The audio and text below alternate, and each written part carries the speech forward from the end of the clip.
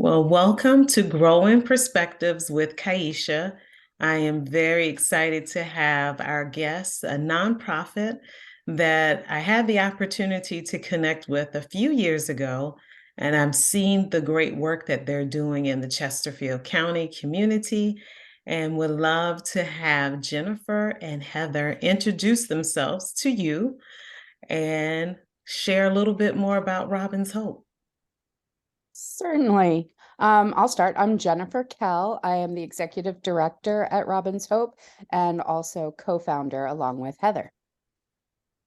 And I'm Heather Pate. I'm a registered peer recovery specialist. I am a co-founder, and this personally was born out of my own need for support. And yeah, Jennifer, do you want to get us started? Sure. So I am a licensed clinical therapist, and I've been doing trauma responsive work for a long time now. Good, that's good. And one of the things that I noticed was I could get my individual clients to a certain point in their healing, but what I was hearing was that they still felt very isolated and alone, and that they couldn't really talk about their trauma responses with their support community, or they didn't have a support community. And I had this struggle within me, like, wait, but my 3 o'clock, but I couldn't introduce them ethically that way. So I started thinking about opening a group so that they could come and meet each other organically. Met Heather, we started talking about what that could look like. We tried a couple of times running a specifically trauma group, and surprise, surprise, nobody wants to come and talk about the worst thing that ever happened to them in a room full of strangers. No. So we tweaked it and we switched over to looking at resilience building skills. Awesome. And that took off and has been flourishing. We will be 5 years old on June 5th, 4th. Congratulations. So getting to that 5-year point and looking at how much things have grown and changed, it's been a crazy, exciting ride. And Heather, I'll let you kind of throw in your perspective on that. Absolutely. So, kind of along the same lines, but except I had been in and out of the hospital, well over 10 times. And I actually, it might be bizarre for some, but actually felt safer in the hospital than in my community. And so part of that was because I didn't have strong supports in my community. And I didn't realize that. Eventually, I'd gone to what was called another peer run program. And that's somebody with a group with lived experience of mental health, substance use, and trauma. And I went to a trauma group and it changed my life, because suddenly I could really just connect with other people without having to go into any kind of details. Like they just got me. And that was a big deal. Over the years, I became the peer recovery specialist, and now I'm a trainer for the state. But the need for support in the community, and I thought, why did I have to get the great resources from the hospital in order to apply them in the community? Why can't I bring what I learned there into the community and we can talk about them?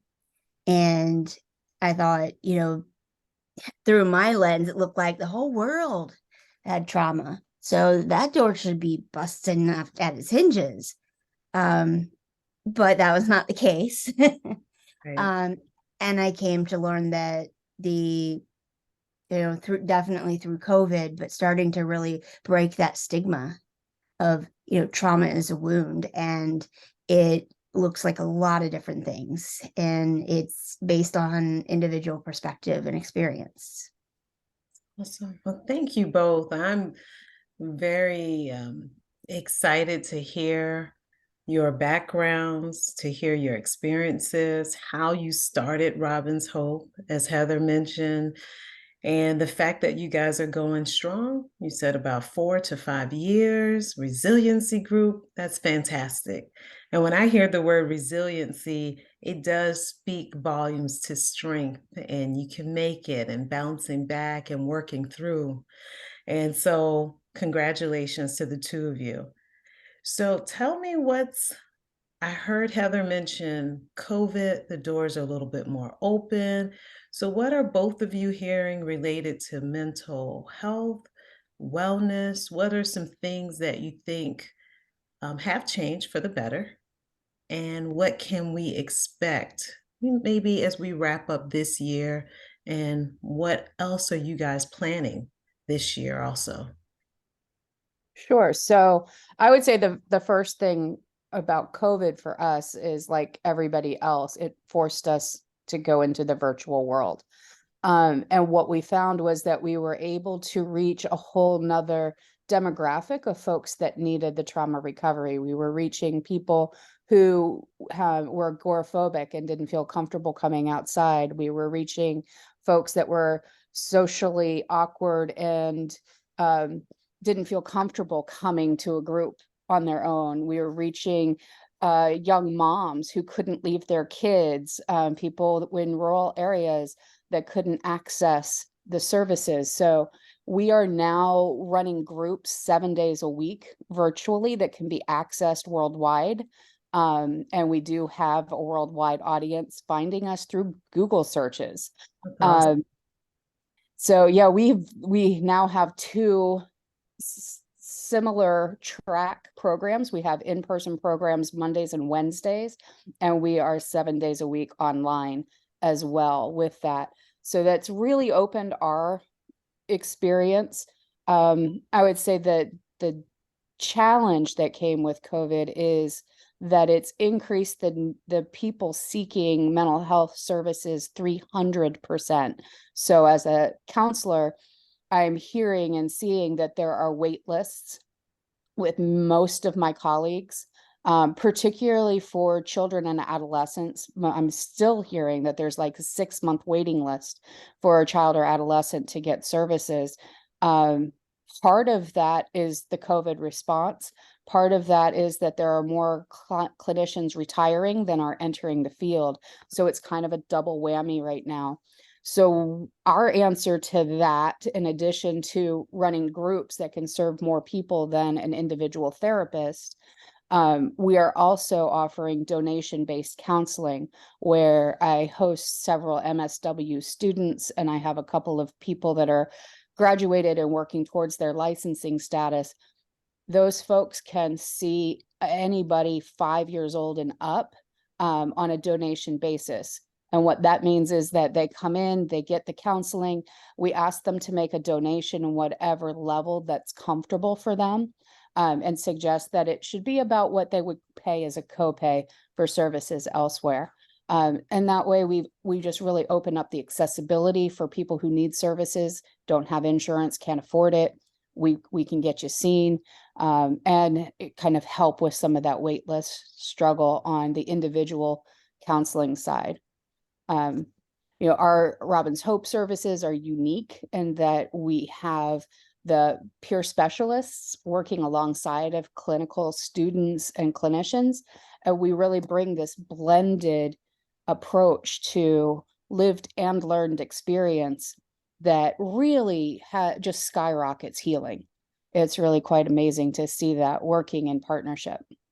It's wonderful. It's fantastic. I love the options you just shared and your unique offering, how you have the peer support with the clinician. It's fantastic. And Heather, Um, yes. Another piece of this, recognizing and understanding the importance of resilience. With COVID, it isolated all of us. And as that was developing, what we knew was we needed to not make any more changes than we had to, like from when we transitioned from in-person to virtual, because nothing else, everybody's world has been turned off its axis. And if we can create a stable mainstay that people know that we're here, we're not going anywhere, we're going to continue to have groups as much as we can. That being a foundational mark for other people in the community. And this resilience, having one of the most important or biggest resilience skills you can have is having one supportive other in your life. That's no judgment, just simply being. And, with these long wait lists, it allows time to feel connected and supported, whether you're on the wait list or you are working with a therapist or some other recovery program. That gives you that extra, because that was part of what I struggled with. It was, I got all this support at the hospital. I got none of that support in the community. Where's the middle ground? And you typically only see a therapist once every week. Well, that's a long time in between. And so this helped fill that gap. So just having a place, and the importance of knowing that it's not all about learning and digging in. It's about having fun and being silly and kind of picking up what happens in that space. That's awesome. And that's good to hear as well. Go ahead, Jennifer. I was just going to say that having fun is why we have our logo. We have the Trauma Llama and the Robin working together. And the Trauma Llama is just to signify that we have a lot of fun talking about the not so fun things of life. That's awesome. That's awesome. And it's good to know that what you just said, it's not just all the digging in. That's what Heather said. It's not all of that. And Jennifer, with you highlighting, we talk about the fun as well. And I think that's a great mixture, because some things can be very, very heavy. So to be able to bring, the fun into it as you're processing sounds fantastic. So I hear that there's an event you're hosting. And can you share more with us of what are you hosting next month? Sure. We are getting ready to launch the first Resilience Family Field Day in partnership with the Chesterfield Food Bank Outreach Center and Mental Health America of Virginia. The event was originally scheduled to go off last weekend in May. However, rain pushed us to reschedule. So we are now looking at June 10th. From 2 to 6, and it will be held at the Chesterfield Food Bank Outreach Center behind their warehouse. They have a large field, and we're going to have bouncy houses, food trucks, vendors offering information about local services. We'll have relay races, all kinds of fun family activities. The event was born out of the desire for our adults that are going through their trauma recovery, who were saying, we didn't get to have fun as kids. And so we started thinking about, well, we can have a field day for adults, just like they do at the elementary schools. And we can do silly things in a field with our grown-up bodies. And so that's where it was birthed from. And then we're like, oh, okay, we let the kids play with us too. So it is truly a family event. We have blow up obstacle courses that adults can run through also. So we're encouraging the entire community to come out, have fun, build connections with each other, learn about resilient skills. It'll be a great day. That is awesome. And that is June 10th. 2 to 6. So how can people register? Do they need to register or just drop by? They can just drop by. We do also have a website. So if you go to our website, robinshope.com, the event page will have a link. You can register for a free ticket there if you would like to feel like you've got it taken care of ahead of time. But you don't have to. You can show up the day of and come in and enjoy the community. That is awesome. That's awesome. So once again, I'm very excited here at Growing Perspectives with Kaisha. I have two guests from Robin Hope, and that's Jennifer and Heather. And I would love for you to stay connected with Robin's Hope. Earlier, they shared with us they're approaching 4 to 5 years providing group support in the community. They shared they've expanded globally because of COVID. And I heard them say they service clients 7 days a week. There's groups going on 7 days a week. So they've shared fantastic updates with us. Tell us, how can we stay connected with you? People want to reach out, they want to learn more. How can they reach both of you? So I will jump in on that one. They can always, one of the best ways, like initially, if you want to, we encourage everybody to check out our groups, even if you've got an interest in volunteering. Because again, it comes back to community, and it's important for even our volunteers to really experience what it looks like to be a part of Robin's Hope and the work that we do. So checking out any of our groups, virtual or in person, so they would go to robinshope.com and literally just go to our calendar page and look at the groups that are available and determine when a time works for you or what topic interests you. And you click on that, a link pops up, takes you straight to that room. You don't need to create a participant packet or anything like that. We do ask for it as you feel ready, when you feel ready. But at the end of the day, like, if that's going to hold you back, then we don't want that. Anything we can do that reduces barriers. And so you go right into the space, and there's a facilitator there that welcomes you, orients you, and brings you into the space. And a lot of times our members are super excited to say hi to a new face. And I would say also, like with in person, they're welcome to just walk right in. Like, no appointment necessary. Just come in during our groups, 12 to 5 on Mondays and 12 to 7:30 on Wednesdays, and we'll be there to help support you into that space and feel comfortable. It's really laid back. If you have an interest in volunteering, or any other form of support, then I would say giving us a call at 804-931 7, excuse me, I'm giving you my number, 804-608-9389. We have an office manager at extension 101. I am extension 102, and Jennifer is extension 103. And then you can also email us. Personally, it's heather@robinshope.com, and Jennifer being jennifer@robinshope.com. We try to make it pretty easy. And you're welcome to ask any questions. Wonderful, wonderful. Yeah, that sounded fantastic. It sounded very easy to contact you, easy to drop in, and I heard no barriers. You're welcome. So, as we end for today, I do look forward to talking with you again, because you are one of the nonprofit spotlight partners that I've selected to stay connected with over time. Because I have been hearing in the media, um, you know, the mental wellness, mental health need and how much it's grown.